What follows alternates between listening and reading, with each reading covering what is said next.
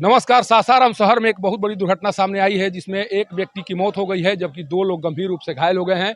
घायलों को सासाराम के ट्रॉमा सेंटर में इलाज कराने के लिए लाया गया है। देखिए ये ट्रॉमा सेंटर है और यहीं पर घायलों का इलाज चल रहा है। एक व्यक्ति जिनकी मौत हुई है उनका डेड बॉडी सामने में रखा हुआ है। अब पोस्टमार्टम कराने की तैयारी चल रही है। ये सारे लोग उस घटना के बारे में सुनकर यहाँ पहुंचे हुए हैं। जानने का प्रयास उनके द्वारा किया जा रहा है कि ये घटना कैसे हुई, घटना के पीछे कारण क्या रहा होगा और घटना में कौन कौन लोग घायल हैं। ये सारे लोग इसी बात को जानने के लिए यहाँ पहुंचे हुए हैं। लेकिन लगातार वो दृश्य देखिए, कुछ अंदर चलकर दिखाते हैं किस तरह से लोगों का इलाज चल रहा है। जो घायल हैं, जो घायलों के बारे में थोड़ा सा स्थिति हम दिखाने के लिए अंदर चलते हैं और ये दिखाने की कोशिश करते हैं कि घायलों की स्थिति क्या है। कारण कि जो ये घटना सामने आई है, इस घटना के बाद से सासाराम शहर के रहने वाले लोगों में एक तरह से दहशत है और दहशत का कारण यह है कि ताराचंडी से आने के क्रम में सासाराम शहर में जैसे ही आप प्रवेश करते हैं उस दौरान राष्ट्रीय राजमार्ग 2 पर जो निर्माण का कार्य चल रहा है उससे सिंगल लेन हो जाने के कारण इस तरह की अक्सर दुर्घटनाएं सामने आती रहती हैं और ये उन्हीं का नतीजा है जिस कारण से यहाँ पर देखिए ये घायल अवस्था में यहाँ पड़े हुए हैं। एक व्यक्ति को ले जाया गया है अभी एक्सरे कराने के लिए और तीसरे व्यक्ति का डेड बॉडी वहाँ पड़ा हुआ है।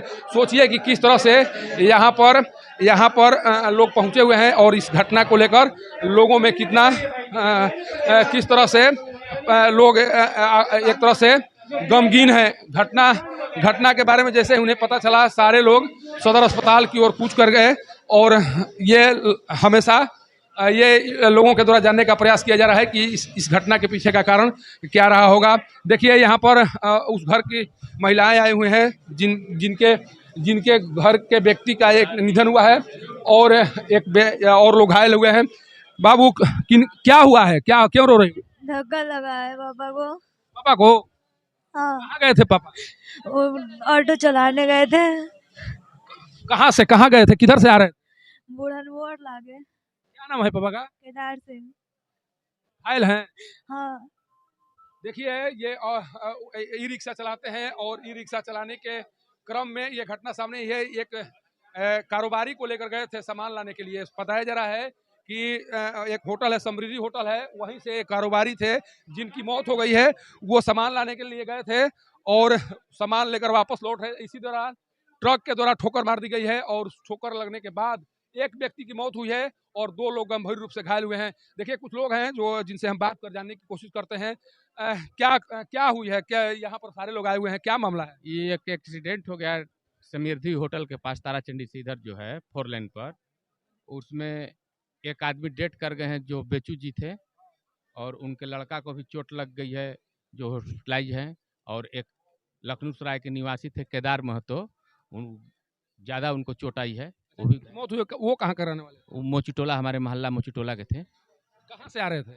ये आ रहे थे कुछ सामान वामान लेके अपना सजावट वजावट का, और वहाँ ताराचंडी तरफ से आ रहे थे। यहाँ जो 4 लाइन पर काम हो रहा है वहाँ सिंगल लाइन हो गया है और वहाँ सुरक्षा नहीं रहने के कारण, गार्ड नहीं रहने के कारण अक्सर एक्सीडेंट होते रहता है। और ये NH वाला जो है लापरवाही करिए दे रहा है, वहाँ बार बार ऐसा घटना हो जाता है। देखिए एक गंभीर आरोप इनके द्वारा लगाया जा रहा है। मैं पहले भी पब्लिक ऐप के माध्यम से ये बताने की कोशिश किया था कि राष्ट्रीय राजमार्ग 2 पर जो काम चल रहा है उस काम के कारण यहाँ पर अक्सर दुर्घटनाएं हो रही हैं और एक बार फिर एक दुर्घटना सामने आई जिसमें एक व्यक्ति की मौत हो गई है। सोचिए कि राष्ट्रीय राजमार्ग 2 पर किस तरह से काम चल रहे हैं। आखिर राष्ट्रीय राजमार्ग 2 को उस कंपनी के हवाले क्यों किया गया जिसके पास ऐसे संसाधन नहीं है जिस संसाधन के बदौलत काम को यथाशीघ्र समाप्त किया जा सके। बहुत दिनों से सिंगल लेन हो जाने के कारण लोगों को आने जाने में काफी परेशानी हो रही है और उन परेशानियों के कारण आज देखिए आज एक व्यक्ति की मौत हो गई और दो लोग गंभीर रूप से घायल हो गए। जब से 4 लेन पर काम चल रहा है तब से हमको लगता है कि दर्जनों घटनाएं हो चुकी हैं, कई लोगों की मौत हो चुकी है, लेकिन NHAI के द्वारा अभी तक उस पर संज्ञान नहीं लिया जा रहा है। सारे लोग कह रहे हैं कि ये इस तरह की दुर्घटनाएं केवल और केवल NH पर काम करने के कारण हो रही है और उसके पीछे NHAI के अधिकारी जिम्मेवार हैं। कारण कि अगर उनके द्वारा काम समय पर पूरा कर लिया गया होता तो शायद ये दुर्घटनाएं सामने नहीं आती। आज एक परिवार उजाड़ हो गया, एक व्यक्ति की मौत हो गई है, उसी व्यक्ति के बदौलत पूरा घर का खर्च चलता था। अब उसके घर का खर्च कैसे कौन चलाएगा, ये इसके लिए क्यों ना NHAI अधिकारियों को जिम्मेवार ठहराया जाए और इसके लिए क्यों ना NHAI अधिकारियों पर केस दर्ज हो। अगर आप समय पर काम पूरा नहीं करते हैं, अगर आपके कारण कोई दुर्घटना सामने आती है तो उसकी जवाबदेही आपके ऊपर होनी ही चाहिए और आपको एक तरह से आपके ऊपर केस होना ही चाहिए। बार बार होने से कहीं ना कहीं जिला प्रशासन की भी लापरवाही उसमें नजर आती है कि इतना घटना हो रहा है और उस पर ध्यान नहीं दिया जा रहा है, तो जिला प्रशासन भी दोषी है। देखिए जिला प्रशासन भी देखिए, सोनू सिन्हा जी हैं, भाजपा के नेता हैं, और सोनू सिन्हा जी चूंकि भाजपा केंद्र में भाजपा की सरकार है, आप भाजपा के नेता हैं, एनएचआई केंद्र सरकार के पाले में वो कार जाता है, आखिर इस तरह की लापरवाही क्यों बरती जा रही है केंद्र सरकार के द्वारा? नहीं, ऐसी कोई बात नहीं है, लेकिन जो ये एनएचआई के द्वारा अभी जो लापरवाही बरती गई है बहुत निंदनीय है।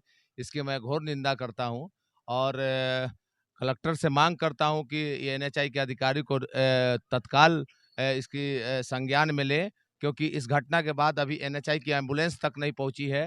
मृतक जो है और जो घायल व्यक्ति है वो बहुत देर तक छटपटाता रहा, लेकिन परंतु प्राइवेट एम्बुलेंस से इसको सदर अस्पताल लाया गया है। मैं तो सबसे पहले उस घटना मृतक परिवार को इस जिला पदाधिकारी को आपके माध्यम से उस गरीब परिवार को मुआवजे की मांग करता हूं, ताकि वही व्यक्ति उस कमाने वाला था और उसी से उसके परिवार का भरण पोषण हो रहा था, और वो बहुत ही निहायत शरीफ व्यक्ति था जो हर के साथ खुशी और अच्छा, एक चीज बताइए, आप मांग करेंगे, चूंकि लापरवाही की बात सामने आ रही है एनएचआई अधिकारियों की, उन पर प्राथमिकी दर्ज कराने की मांग करेंगे आप? जी बिल्कुल, बिल्कुल मांग करेंगे। प्राथमिकी दर्ज होनी चाहिए। आपकी लापरवाही, आप वन वे कर रहे हैं, कहीं वन वे ऐसे कर देते हैं जैसे इंडिकेट नहीं कर रहे हैं कि गाड़ी वन वे है, गाड़ी वन वे में जा रही है। आप गड्ढा है, आप एनएच पर गड्ढे ही नहीं होनी चाहिए। कई जगह गड्ढा पाया गया है, जिसके कारण से छोटी गाड़ियां पलटने की संभावना है और पीछे से रात में ट्रक धक्का मार के लोगों को निकल जा रही है। देखिए ये इतना इतना इस तरह की बात इनके द्वारा कही जा रही है। सोचिए कि एनएचआई के अधिकारियों पर अब प्राथमिकी दर्ज होने की मांग उठने लगी है।